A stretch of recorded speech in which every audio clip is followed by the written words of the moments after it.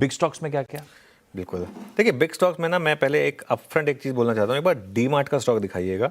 मैं इसको अभी नहीं ले रहा हूँ बिग स्टॉक्स में, मैं इसको थोड़ा सा भी पढ़ रहा हूँ क्योंकि इसके अपडेट पहले आ चुके थे, लेकिन क्योंकि सबसे बड़े नंबर यही मार्केट अवेट कर रहा था, तो ऐसा नहीं कि मैंने इसको मिस कर दिया, लेकिन इस पर मैं अब तक कोई व्यू नहीं बना पाया हूँ।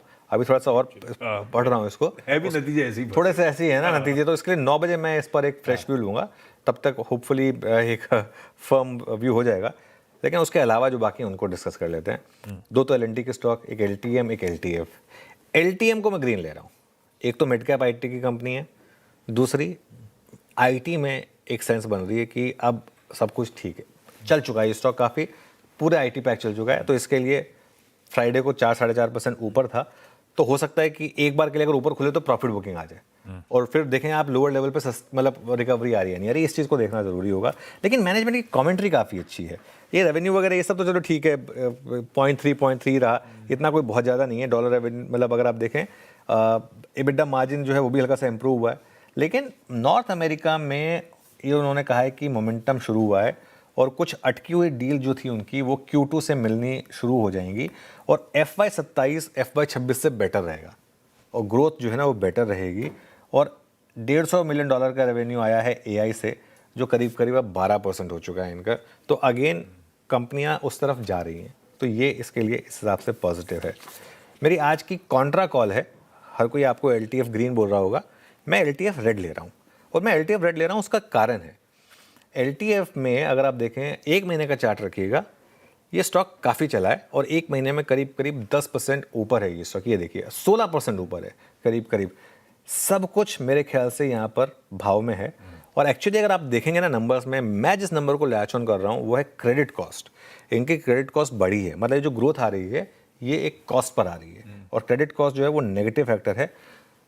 नंबर ओवरऑल ख़राब नहीं है, मैं बहुत ज़्यादा बेरिश नहीं हूँ स्टॉक पर, लेकिन मेरा मानना ये है कि अगर गैप अप हो खास तौर से तो बिल्कुल ना चेज़ करें, और अगर आपको लेना भी है तो थोड़ी करेक्शन का वेट करें। जब 1 महीने में स्टॉक 16% चल जाए नंबर से पहले, उसके बाद चाहे कितने भी अच्छे नंबर्स आए थोड़ा तो स्टॉक रुकेगा।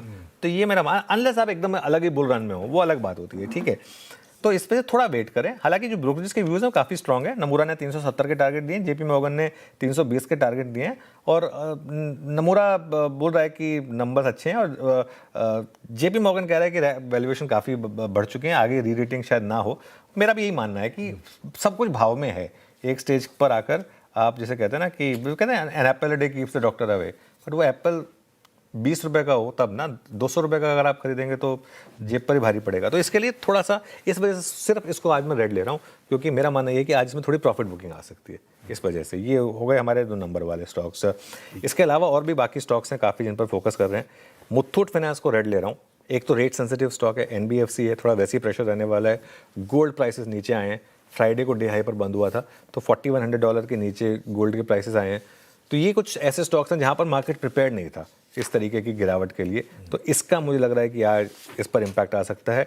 उसी कैटेगरी में हिंदुस्तान जिंक, चांदी की कीमतें ज़बरदस्त तरीके से नीचे आई हैं, 58 के करीब चांदी की कीमतें आ गई हैं और डॉलर इंडेक्स भी 101 के ऊपर निकला है। तो ये 2 चीज़ें जो हैं ये हिंदुस्तान जिंक के लिए काफ़ी नेगेटिव। और ये स्टॉक अगर आप टेक्निकल चार्ट देखेंगे ना, एक बार 1 महीने का चार्ट रखिएगा, हर बार ये स्टॉक जाता है 10 डेमा तक और उसके बाद वहाँ से स्लिप हो जाता है। इस बार भी ऑलमोस्ट उसी के साइन है, ये देखिए चार्ट पर काफ़ी वीक है स्टॉक, तो इस वजह से ये एक और स्टॉक है जिसको मैं रेड ले रहा हूँ। और एक स्टॉक मैं लूँगा जो आई थिंक CNBC आवाज़ ने दोनों तरफ से दर्शकों को काफ़ी हेल्प की होगी, डिक्सन टेक। डिक्सन टेक को फ्राइडे को हमारा वो लॉन्ग ट्रेड पूरा हुआ था, जो हमने एक व्यू रखा था, सिर्फ CNBC आवाज़ पर 3 महीने से एक बोल्ड कॉल थी डिक्सन टेक पर। पिछले क्वार्टर के नंबर्स के बाद से जब सब ने आपको 10,800 पे सेल बोला था, तब से हमने एक व्यू लगा था कि नहीं यहाँ से डिक्सन टेक अच्छा चलना चाहिए। फिर वो वीवो जेवी की भी सबसे पहले बात हम ही ने बताई थी और फ्राइडे को खुलते ही हमने एक व्यू लिया था कि आज इसमें आप अपना मुनाफा बांध के साइड हो जाएं, आप किसी और को चेज़ करने दें, फ्राइडे का इंटरडे रखिएगा।